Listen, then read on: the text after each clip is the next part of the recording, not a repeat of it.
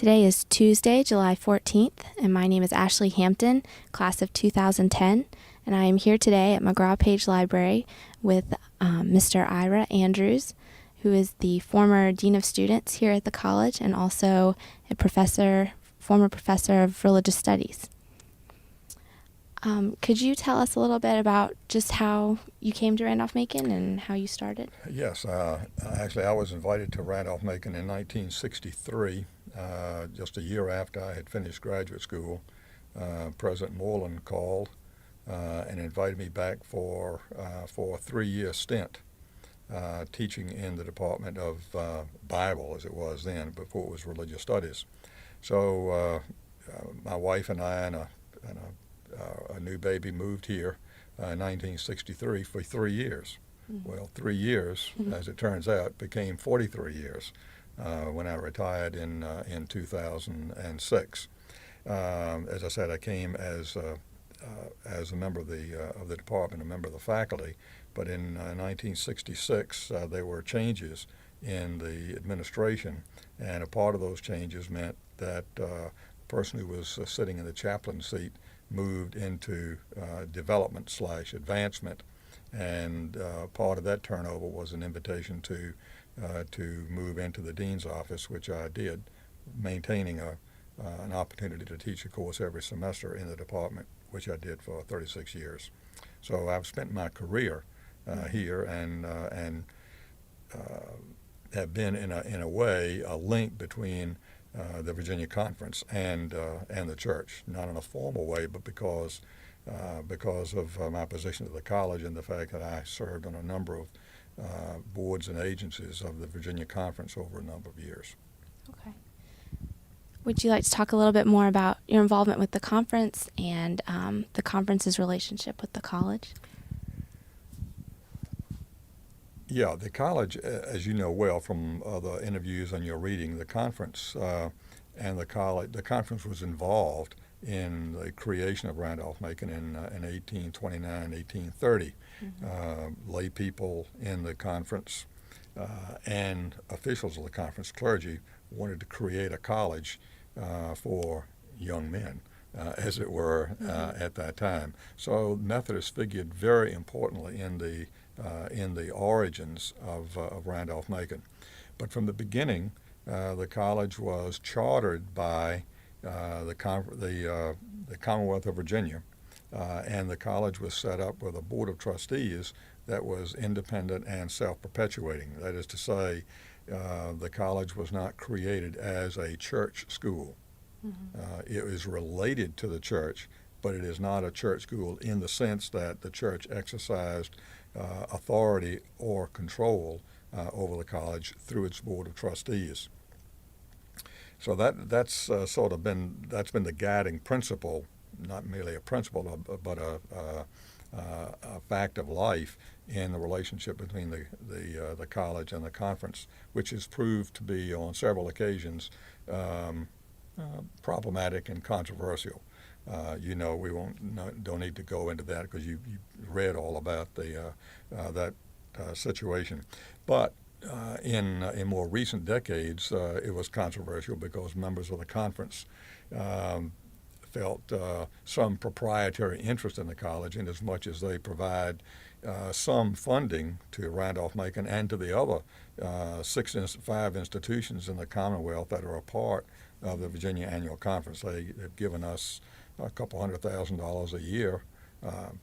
That's what it was now. It was a small amount in other years, but nevertheless they felt that entitled them to some say in how things have gone, and that proved to be a bone of contention for some period of time.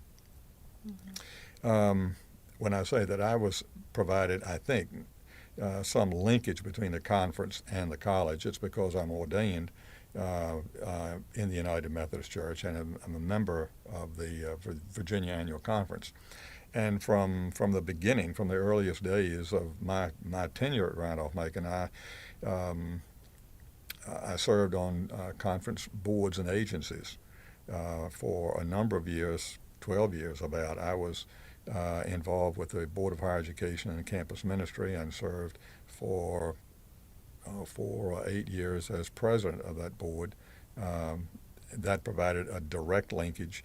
When I was in that capacity, I served on the governing body, the program governing body of the Virginia Conference, and did work on a number of special task forces for the bishop. Served on the conference for 12 years on the annual conference Board of Ordained Ministry, which governs and controls the movement of folks into the ordained relationship. Served on the Board of Discipleship of the annual conference for 4 years. So over my career, I have been, in a way, only because of the fact that I happen to be ordained and here as a point, linkage point between the annual conference and the church. Mm-hmm. Early on, that wasn't so important, because beginning in 1960, Randolph-Macon had a full-time chaplain hired by the college. Before 1960, the college did not have a chaplain who was paid on the payroll of Randolph-Macon. The role of chaplain was fulfilled to some extent by the pastor who was appointed to Duncan Memorial. You know from other conversations that the church and the college have had a close relationship, very close, because they shared the old chapel. Some college money and some local money was used to construct the old chapel. Mm-hmm. Because the Duncan Memorial congregation needed a church. The place they had been worshiping had burned, and they needed a church. The college needed a building, so they pooled resources and created that, and they shared that old chapel building for, good grief, until 1950, right, when the new building was constructed. Duncan Memorial Church was constructed. Mm-hmm. So the two have been in a close relationship forever. And the pastor served, again, not as a paid employee, but served in effect as a chaplain to the college. Mm-hmm. During that time, during those years, hiring practices in higher education were very different than they are now. The president essentially served as a committee of one. Perhaps he had some folks working with him to fill faculty and staff positions, so that there was much more, if you will, control over who came and who went on the faculty and staff. That meant, and that's before government regulations, which prevent one from talking about certain things with prospective employees, applicants for positions. Okay. Before the federal government guidelines for employment, you could pay attention to those issues. And for a church school, that meant you could pay attention to whether someone is a church person or not, denominationally or otherwise. And I think the president Randolph-Macon, was sensitive to that issue, because Earl Moreland, was himself very actively involved with the church, not only locally, but in the Virginia Conference and nationally. I think he was very involved with the World United Methodist Church. So that was an issue that was a matter of some importance to him. Mm-hmm. And he hired folks who reflected those interests and those concerns of his. When I was a student here, I was trying the other night to recall, to enumerate folks who were on the faculty or staff here who were very active in Duncan Memorial Church. Mm-hmm. And there were a fair number of those. You may have counted those for yourself, and you may have that information. I did. They're actually recorded in, I think it's Marion Herget's history of Duncan. History of Duncan Memorial, mm-hmm. Exactly. So you know that there were a lot of folks here who were very important people in Duncan Memorial Church. Mm-hmm. Well, that changed. That began to change fairly significantly in the 60s, and it has continued to change. And in part, In part, not totally, I think, in part because of federal guidelines precluding asking questions about religious affiliation, et cetera, et cetera, in part. The other part is, I think, the college's intention, not erroneously, to broaden its reach in terms of constructing a faculty and staff to be broadly ecumenical with a little e without regard to religion. Having said that, I think it's perfectly legitimate for institutions that are related to church bodies, to denominational bodies, to pay attention to that. It doesn't have to be the make or break point in a hiring decision, but it seems to me that we don't have to be neutral. And there are a number of institutions we could cite. Among them, Davidson. Davidson College makes a very, used to, I assume it still does, it was very important for them to have a faculty that was comfortable with and felt that they could work in an environment where a student body and a college was related in an active way to a denomination. In their case, United Presbyterian Church of the U.S. Mm-hmm. So gradually, that fact of life, namely of having lots of folks who were Methodist here, began to diminish. People died, or they moved away, and replacements were looked differently than they'd had in the previous, 60 or 80 years. Okay. I remember reading part of Professor Scanlon's new book, talking about the covenant, and part of the covenant was talking about that the college or the faculty would be supportive of, I don't remember the exact wording, but Methodist ideology or the teachings of the Methodist Church or something along those lines. And then that was kind of like a point of tension. Yep. Could you talk a little bit more about the covenant, and was that maybe the conference's way of trying to revert back to those earlier times? Yeah, you're very astute. Many in the colleges felt that was, to use a colloquialism, that was a camel's nose under the tent. That there was a change in the metaphor, that's a roundabout way of the annual conference inserting itself into the college's affairs. That was Randolph-Macon's perspective, not in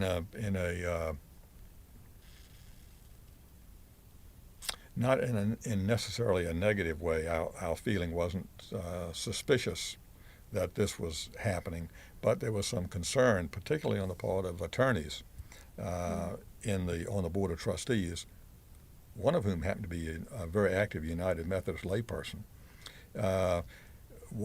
The concern was that if the college were to sign that covenant as the covenant was drafted, then at some point it could become a matter of contention, and a court might determine that having signed that covenant, the college invited the church to participate in in institutional governance in some way. So the college, Randolph-Macon and the Women's College, those two colleges were very cool to the idea of the covenant, not because they wished to disengage from the conference, but because they were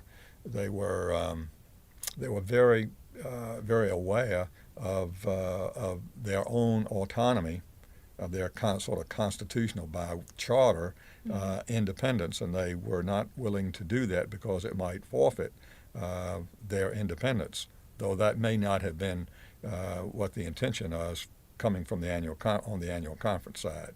So it was a point of tension because the annual conference felt it was innocuous. Well, maybe, but maybe not.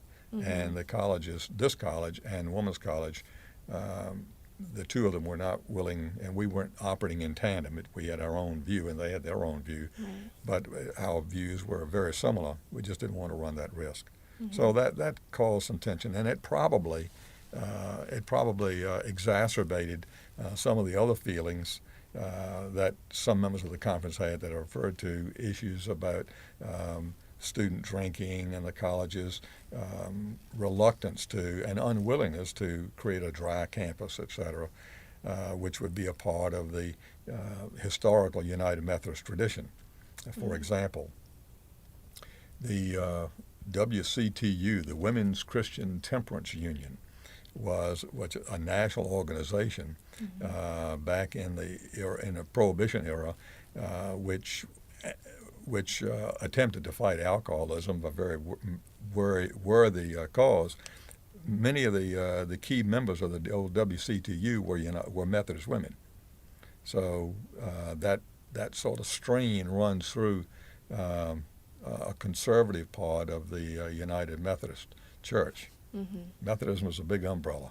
Lots of different kind of people. Some people say, a friend of mine used to say, try Methodism, a thinking person's church. In the sense, what he meant by that is that you don't have to park your brain at the door. Methodism is a denomination where there is considerable latitude in terms of theological thinking, the application of social teaching, et cetera, et cetera. So, but that was a point of tension. Okay. I guess moving on. Well, going with the conference relationship, did you see it? Would you say that it just changed during your time as dean of students, or would you say that it weakened, or how would you describe the change that happened? Well, I think that change is probably an appropriate word, and I think the annual conference and the college were not as closely related, began to be less closely related in the 60s, and I think that continued for a couple of decades or more. And in part it continued because the thing we've talked about before, the hiring of faculty and staff paid much less attention to religious affiliation. Now, when the chaplaincy was created in 1960, President Moreland obviously and intentionally hired a member of the annual conference, a clergy member of the annual conference as chaplain here. In 1966, when the change to which I've referred earlier was made, that moved me into the Dean of Students office, that also involved the hiring of a new chaplain who was a United Methodist clergy person. So that we still maintained a good relationship, a more formalized relationship through the office of the chaplain during that era. It was in the early 1980s that the current chaplain was hired, who is not a United Methodist, and that has been a point, I think, of some contention. I was responsible for hiring the current chaplain, and if I were doing it today, and all things were today as they were then, I would have hired the chaplain, Darrell Hedrick, again, because in the pool of people who were available, students who were an important part of that interview process, and others felt that we hired the person who was best. What's interesting about that and unfortunate is that conversations with the chaplain, who was a Southern Baptist, had been underway, which those conversations, if they could have been realized, would have created a situation in which his ordination could have been recognized by the Virginia Conference, and he would have become a United Methodist. On the fly in the ointment was that the then bishop of the Virginia Conference, was profoundly unhappy that I did not hire, the college did not hire a member of the annual conference who had been in the candidate pool. it was doubly unfortunate because the bishop happened to be a good friend of that young man, whom I like very much. The young man, I know him, I had known him, and I admire and respect him. The fact is that students and others here felt that on balance, the person we hired was the best person, would be the best fit for Randolph-Macon. Well, the bishop was very perturbed at that, and because he was in a position to effect this transfer that we had been hoping for, decided not to be cooperative, and he would have required the chaplain they hire to go through 3 or 4 hoops in order to do what it could have been done with a signature on a piece of paper. And the chaplain, and I supported him in that, said, I'm not going to do that. So what we had thought might have worked out in an amicable way to have a Methodist chaplain here didn't turn out to be the case for reasons beyond our control. And I think that was a point of some tension. The other piece, though, as we've talked about, was the gradual the changes in the faculty in which church relationship or church personship, churchmanship in the old language, was not a significant factor, if a factor at all, in hiring, played itself out. And that was that was a part of a conscious decision on the college's part. I feel unfortunate and unnecessary, but that's sort of how things went. The presidents of the institution moved it in that direction. Whether that will change in any way in the foreseeable future is anyone's guess. But I continue to personally hold the view that we can pay attention to our relationship with the church. And I think one place at which that could be done very easily is in every position description which is in position descriptions that are advertised. Our relationship to the United Methodist Church could have a more prominent place. I don't think you have to say we favor that, but I think there are ways of communicating that this is an institution which has a historic relationship to the United Methodist Church, so the folks who are coming can know that. Now, furthermore, I think we can talk about it as a church-related institution. We don't have to forget that. We can talk. I think it's legal for us to do that if we wish to. And I think that's a point at which the institution could take some small and, I believe, innocuous steps that would have some impact on the nature of the faculty and the staff. But with my opinion and $3, you can buy a cup of mocha at Starbucks. Okay. Well, moving on from faculty, since you were the Dean of Students, could you talk a little bit about maybe the shift in the student body from being predominantly Methodist and maybe the religious life on campus, organizations, pre-ministerial students? Yeah, that's an interesting point, and I don't have data at my fingertips about the percentage of United Methodists who were in the student body. I don't have specific numbers, but I do know that it decreased from what I've seen. For example, when I was here in the 50s, I could not tell you how many of that student body of 550 people were Methodists, and how many were Baptists, and how many were Roman Catholic, and whatever. That data is available. You could find that in catalogs. I found some in the president's reports. But for the most part, it was they just listed Methodists, Catholics, Jews, and then other.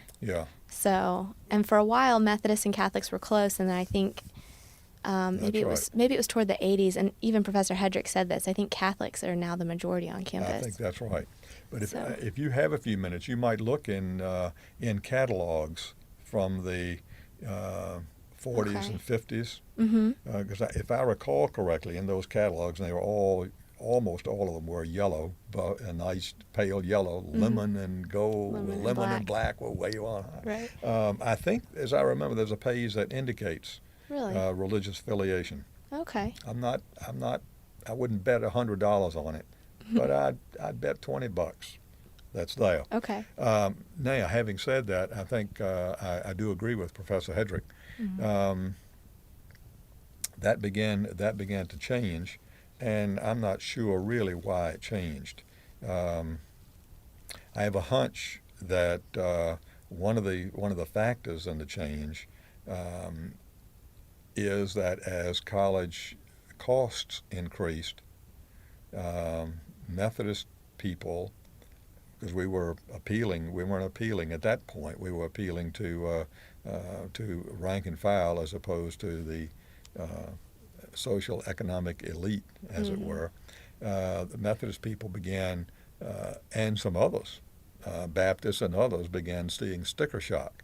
Well, what's going on is that many Roman Catholic families had been paying parochial school tuition. Mm-hmm. They were accustomed to paying for their children's education. Okay. So they weren't turned off or turned away by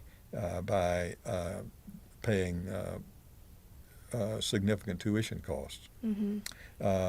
I think that was going on. It wasn't on the college's part. It wasn't a decision by admissions people to consciously exclude or create barriers for others, because we were then blind with respect to admissions. There was no quota system. We have to have so many Presbyterians, so many Lutheran. No, Right. it wasn't that. I think there were more societal factors at play than there were institutional factors at play in the gradual diminution of the number of United Methodists who were here.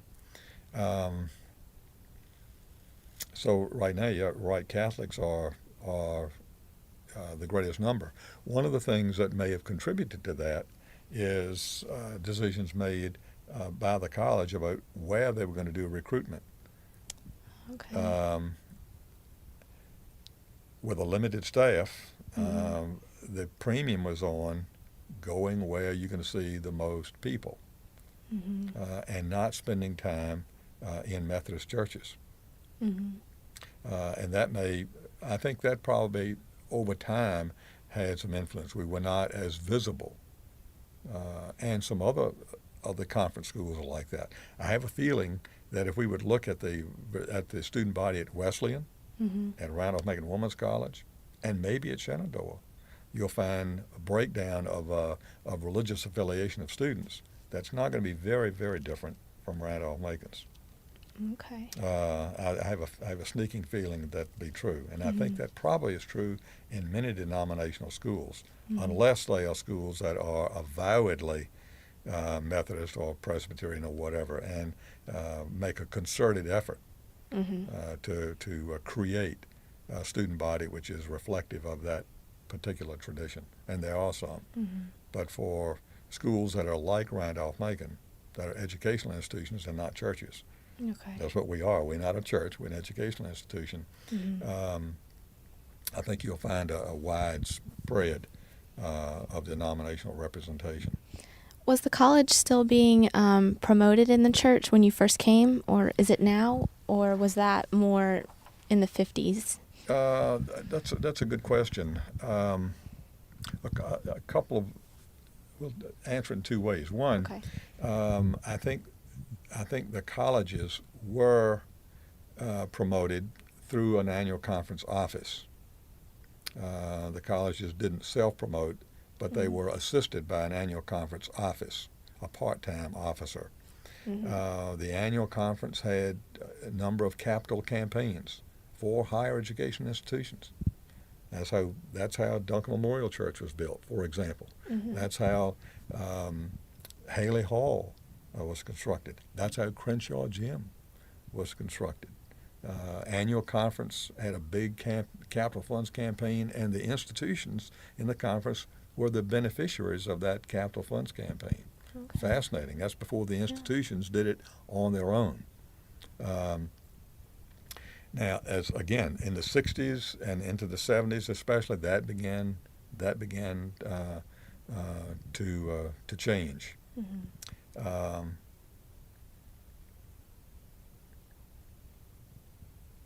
The other part of that question was what?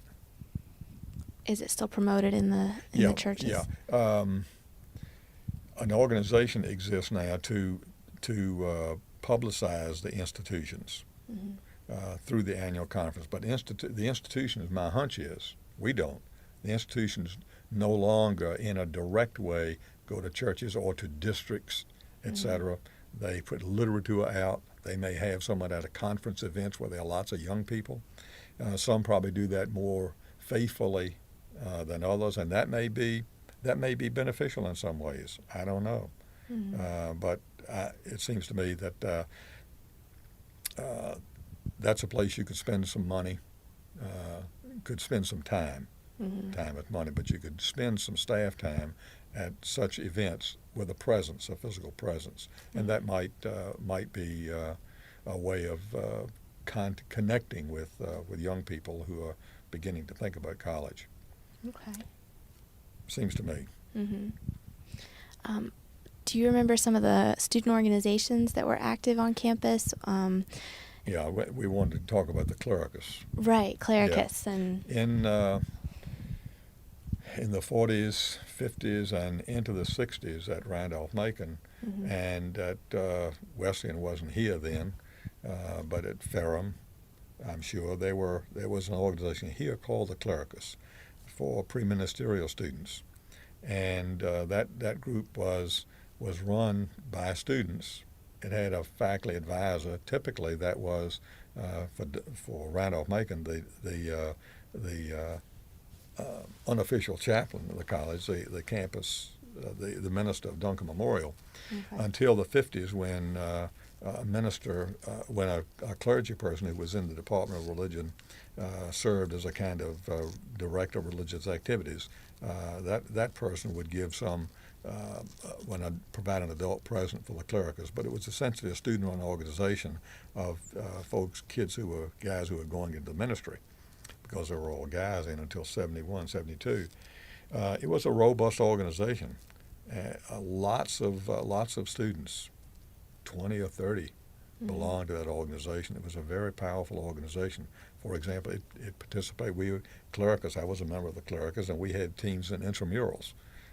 So student organizations did, but Clericus had enough people to field teams in all the intramural activities. Now, when Methodist students began to decline, that coincided with, I think, across the churches, denominations, a diminution of emphasis on quote unquote Christian vocations. Churches began talking less about that in local churches, and I think those two things combined to cause the clericus here to go out of business, because fewer students came to college here and other places knowing or having a sense that they were called to ministry. So I think the confluence of those two things, a lack of emphasis by the churches and the smaller numbers of denominational folks, created a situation in which the clericus eventually sort of dried out, went out of business. Now, in more recent years, with the emergence of the Bailey program at Randolph-Macon, clericus has tried to make a beginning, because one of the things that the program wanted to do was, in a self-conscious way, was to create a group where all the Bailey students and any other preministerial student could come together to talk about matters of mutual interest. And I think in some years it's worked pretty well, some years it hasn't worked so well.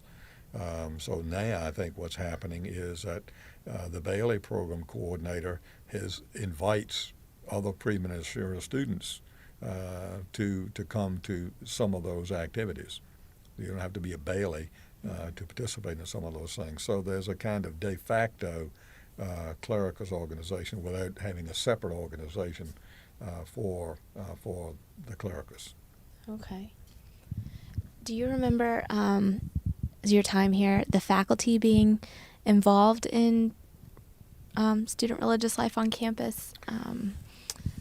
Well, during the Or time sponsoring. when lots of faculty at Randolph-Macon were members of Duncan Memorial, that was the case. I don't remember this, but in the 40s, there was and 30s and 40s, and maybe back into the 20s, there was a very active YMCA on the campus. You can look back in the catalogs and you'll see the YMCA listings of offices, etc. And I don't know very much about that. I know nothing about that, except that there was a YMCA and that faculty were involved in some way with students. But to the extent that there were faculty, a number of faculty and staff at Duncan Memorial, yeah, they were involved with students, because lots of students in those days, a fair number of students, went to Duncan Memorial and were a presence in town, because it was not until after the World War II that the college had a dining hall. So all students took their meals in the town of Ashland in private homes. Oh, the boarding houses. Boarding houses, exactly right, exactly right. So people began to know each other beyond the bounds of the college campus. But I think faculty were involved to a greater extent with student religious activities, because they were involved with Duncan Memorial. Okay. Could you talk a little bit about chapel and how chapel requirements changed and how that maybe changed the atmosphere on campus? Yeah, I can talk a little bit about that, maybe not exactly the way in which you had framed the question. Okay. When I was a student, everybody says that, but as a student here, life was very different. We went to class 6 days a week. We had classes on Saturday morning from 8 o'clock until noon. What are you shaking your head for, a woman? That's crazy. Saturday? Oh, yeah. It was 6 days a week we were in class. Another interesting part of it was that there were 2 times a week when there was an assembly period. Student body gathered and assembled together in Blackwell Auditorium. For me, Blackwell was built in 1953. We met in Blackwell, and students, it was amazing, students tended to sit in 2 places and faculty sat in another. Those assemblies provided a wonderful opportunity for the whole community to gather, and it was required attendance. You could cut 2 or 3 times, whatever, but attendance was required, and you had to sign a little chit that you were there, and they took them up and recorded them, and as a matter of discipline. The majority of those assemblies were not religious.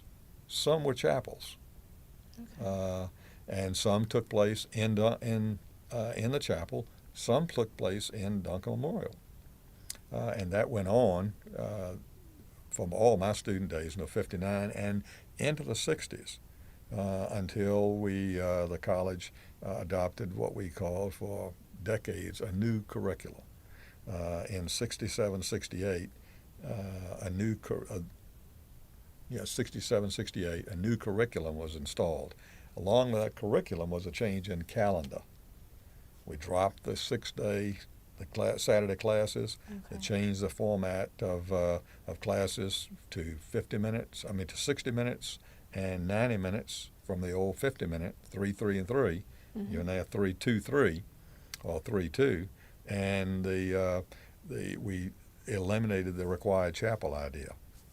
Chapel wasn't just chapel; it was an assembly. And when we did that, we thought we were doing something that was very contemporary and da-da-da-da-da.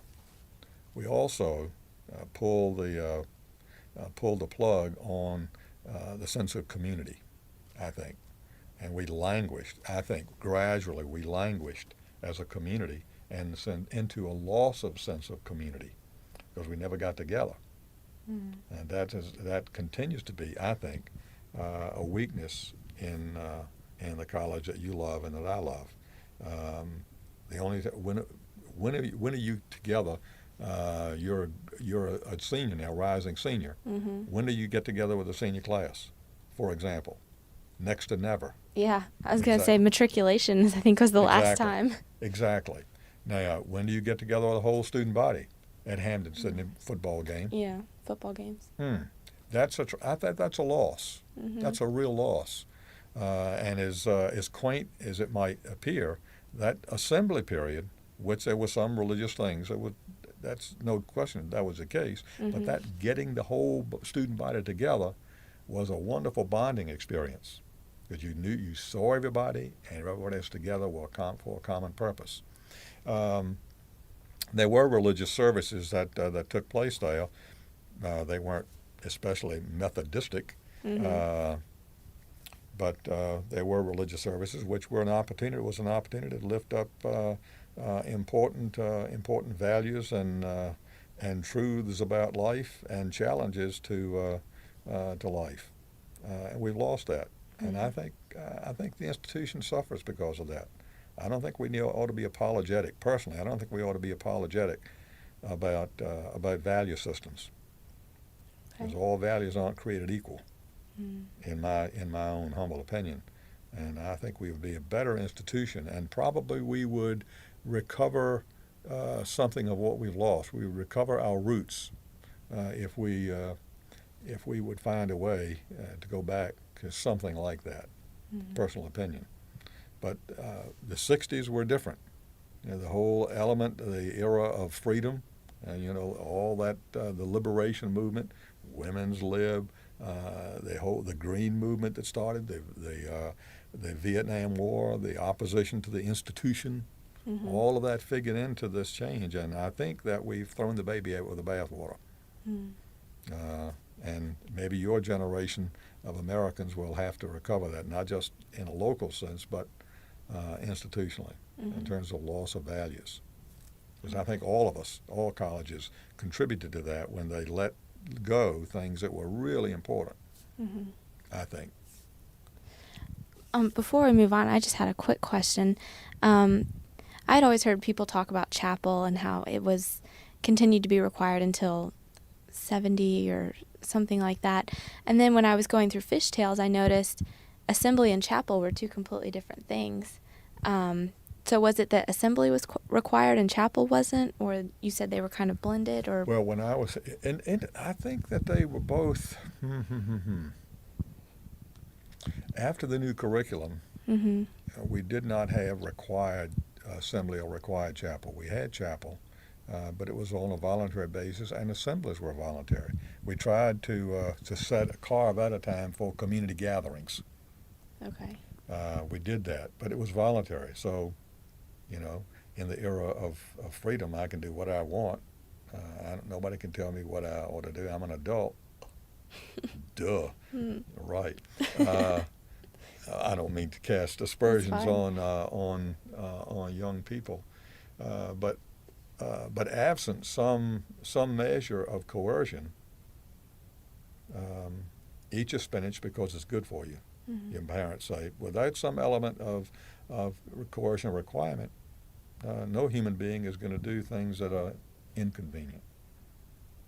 We sacrifice, I think, something good at the altar of convenience or popularity.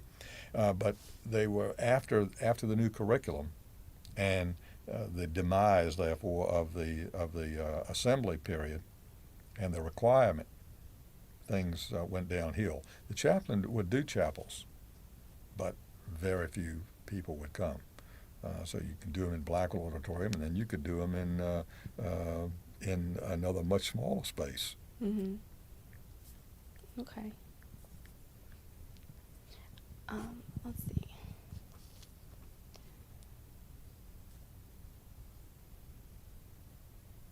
I guess, do you feel that the relationship with the conference and with the Methodist Church, some would say that it's only maintained because of the high number of alumni that are in the conference from, I guess, the 50s and 60s when the pre-ministerial program was really strong here. Do you foresee that relationship continue to be supported by the conference and by the administration here at the college? And is it significant in any way other than just historical significance? In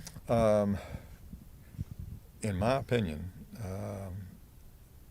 the significance of the relationship is not merely historical. It is not primarily historical.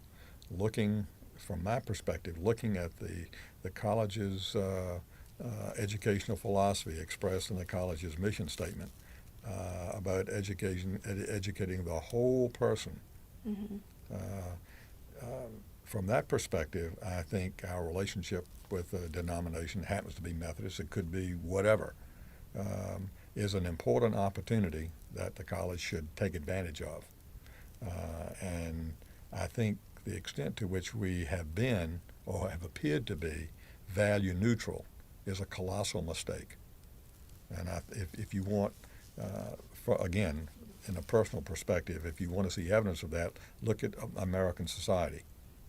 Look at how we are searching for values, and that we have demonstrated day after day in news media, the loss of any touch with significant values. It seems to me.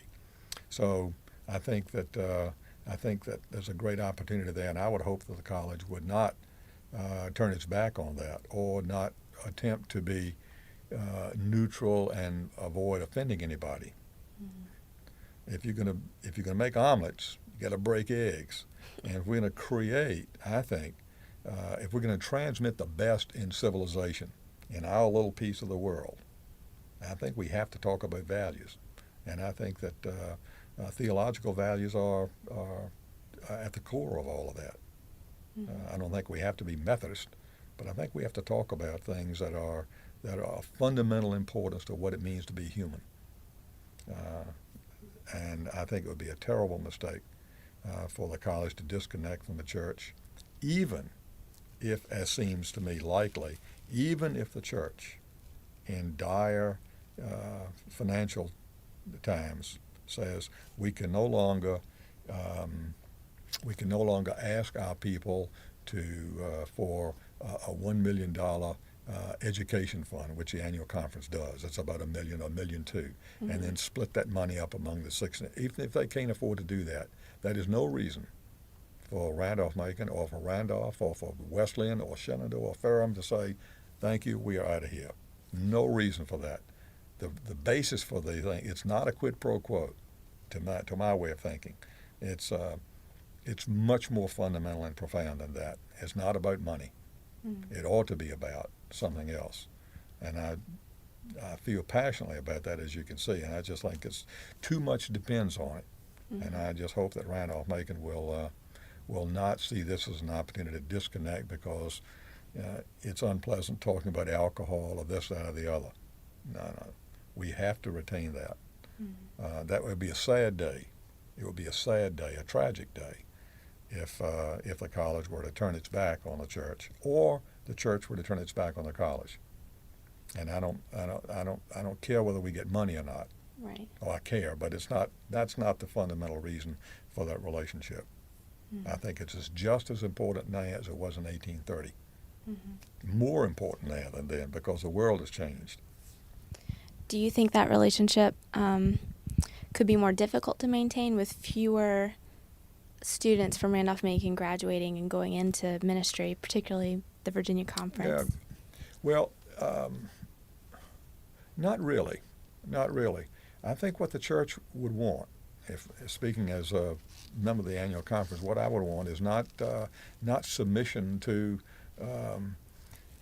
We're not a creedal church. United Methodism, unlike Roman Catholicism and the Anglican Church and Lutherans and Presbyterians to some extent, we're not Presbyterian. We're not creedal. But so I'm not looking for that. What I would be looking for is paying attention um, to Judeo-Christian values. You don't have to use those terms. I can be very ecumenical about how I refer to that, but values that are fundamental, I think, in what it means to be human and how human beings live out their lives on this planet. What they pay attention to, what they affirm as important markers in individuals. That's, to me, what it's about. So I think that the college could do a number of things to satisfy the conference at that point, if we wish to do so, and to maintain a strong and maybe a more vigorous relationship, because there would be no sense of quid pro quo. It would be rather a sense of shared values and shared vision for what the world can be. That would be the binding point, because I think education and religious values are not inimical. I don't want to subscribe to the notion that that you have to pick on common issues. That evolution is the enemy of Christianity or religious. That's just bull. That's just not. That dog will not hunt. And so I think that there's plenty of common ground for an academic institution and for an ecclesiastical institution to maintain a partnership to the benefit of humanity. Okay. Well, thank you very much for being here today and for being so willing to share your thoughts. Do you have anything else you'd like to add? I'm glad to do this, and good luck on transcribing all this for your project. Well, thank you very much. Okay.